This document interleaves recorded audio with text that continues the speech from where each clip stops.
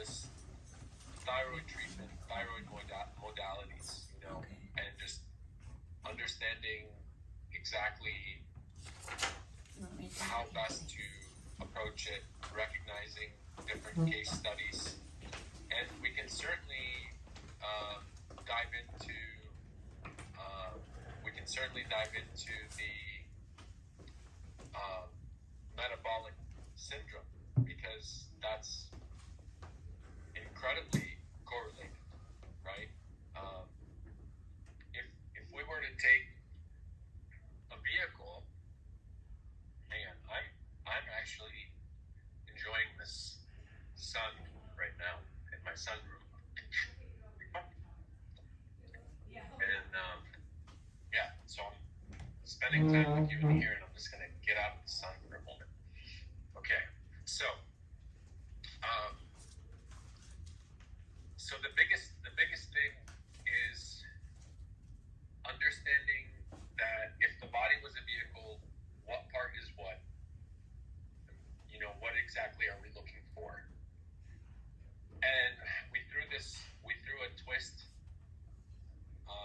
when we talked about human dormancy syndrome. And I sent it to everyone, and a lot of questions came up in regards to, well, how do I take this in and kind of consider adding it into my practice, or what kind of level of awareness do I need to move forward? Remember the last time we spoke about this? Yes, no, maybe so, maybe, okay. We've got some heads, nods, and some smiles.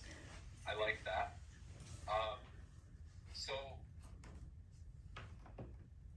I would like to open it up right now and start off here and segue into metabolic syndrome, because it's all interconnected. It's all related. So knowing that, what can you conclude or grasp in what we've learned from human dormancy syndrome, and how do you bring that into your practice? How do you integrate that as a tool or an awareness piece? What labs do you consider? How do you approach your patients, essentially? Or do you just refute the whole thing and say this is insane? I'd like to know where you're at. So I want to build on that, so we can dive right into metabolic syndrome from that, because I'm telling you, it's all related. It all goes back to cellular respiration, and how much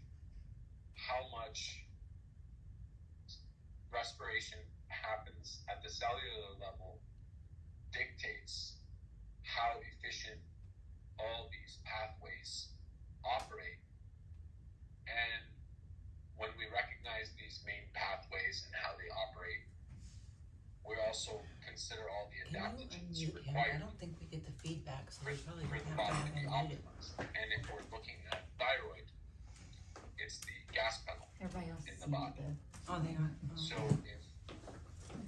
if we are looking at someone where the vehicle is in a state of human dormancy, and we push on the gas, and the vehicle is sluggish, we're going to get all sorts of extreme responses. It's going to be a very potent response that the body isn't going to appreciate. So what have you gathered, what have you discussed as a collective these last couple of weeks in regards to that?